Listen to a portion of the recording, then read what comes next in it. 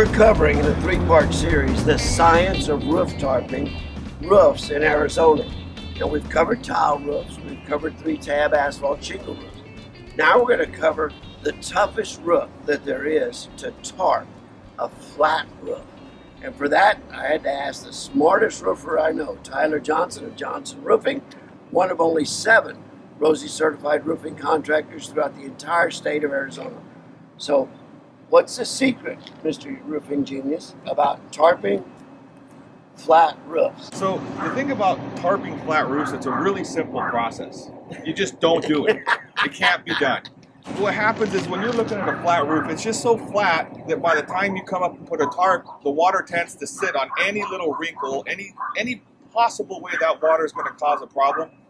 You're going to aggravate it by putting that tarp and possibly creating a dam. So this is a typical parapet installation, a masonry parapet. You can see some of the paint is peeling. That could be the source of another slow leak, so you've got to maintain that. You can actually see where the paint goes up on top of the parapet. That's critical too, because you want to seal the very top of it. The silver horizontal bar is what we call counter flashing, and the roofing material actually goes up underneath that.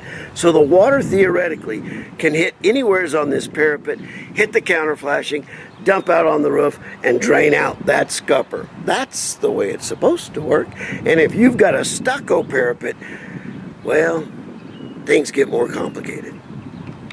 Now in Arizona, we call them flat roofs. Y'all need to know, there are some really flat roofs, but most flat roofs have some slope to them. You would have to literally tarp parapet to parapet and create nothing less than a little play pool up here holding all the water, and you would never want to do that. You do have to do something about the rain. It's raining, you got water coming in. The best thing to do, honestly, is you go upside, you put a hole in the ceiling of your house, let the water find one spot to get out, don't let it sit in your attic, and get it into a bucket, a container, and don't let it spread. So like I was saying, most flat roofs do have some slope, and we're directing that slope to little holes in the wall that you can see right in the corner over here, and we're going to show you a couple more as well. That's where you've got to get all the water directed to. Look at the tarp. The water could get in behind any of that against the parapet. So that if you were going to tarp a flat roof, you literally have to go over the top of every single parapet. That's just part of the problem. If you pan over here, you'll see that there's a big puddle. This is very common in Arizona to have puddles ponding behind a scupper, because a lot of people will come and it'll crack right there, and they'll just keep on building up this small area right in front, creating these kind of problems. And now you've trapped the water. Not only is it ponding there, it's also underneath the tarp. Any little movement could actually plug that hole and create a lot more damage. So as Tyler said, it leaked last night. You went up and you took an ice pick or a nail and you poked a hole in the drywall and you let the water weep out, bleed out. That was the most important thing you could do. Another storm's called for tonight, and you want to get up there and see if you can stop the leak. It's still not easy. The flat roofs could be possibly one of the hardest roofs in the world to find out where it's leaking. There's generally no attic. You can stick your head up in there with a flashlight and track the water staining and the watermarks. The products you need as a homeowner to repair it probably aren't available to the homeowner. We'll have Tyler show you how the roofers do it. Here we have a real good example. At some point this is cracked and peeled back. Now there's a few important parts to emergency repairs. Number one, you want this material to stick. If it doesn't stick, all you've done is you create an additional dam.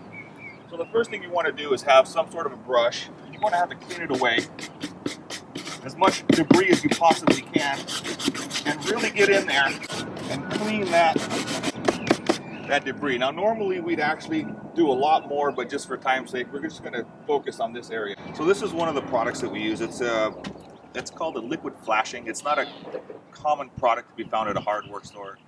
It is a product that is very resistant. It works really well. As far as using products from like a hardware store, it's not recommended due to they're just not designed to last. These products are what we use because over time they've been developed and they will work for this application and give you a much longer lifespan. We'll use a brush for ease. And it works. But here's the problem. These materials have no strength to them. They're great adhesion, they don't let water through, but there's no strength allowing these materials to hold that crack. So when you put this down, one of the most important things that people don't do is they don't use any sort of reinforcing mesh. This right here is just a product called Titex. It's just a polyester mesh. We cut it with household scissors. And you gotta have something in there to be able to hold it and allow it to maintain its strength when that expansion and contraction happens. You'll put it down, and then you want to put a second layer on top of it just to make sure that it's held down properly and that it's going to hold.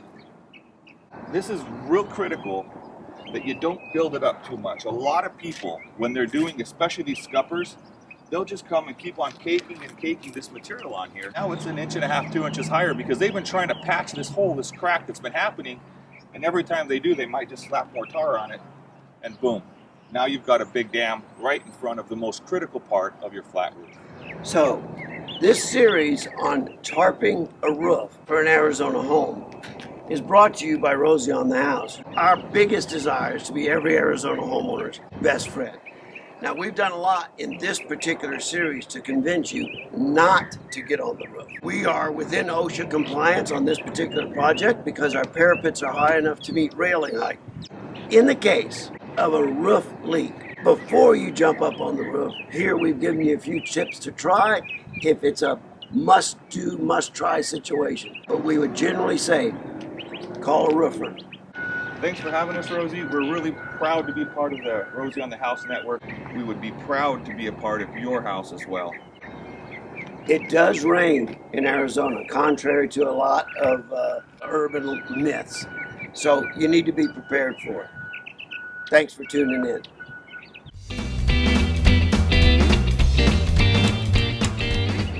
Thanks for having us, and good luck with your problems.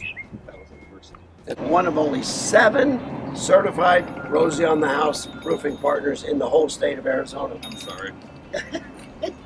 I get that phone call every morning at 8 o'clock. That's pretty precious. That's pretty Can't miss precious. Right before she goes into school. I'm glad you didn't mute it.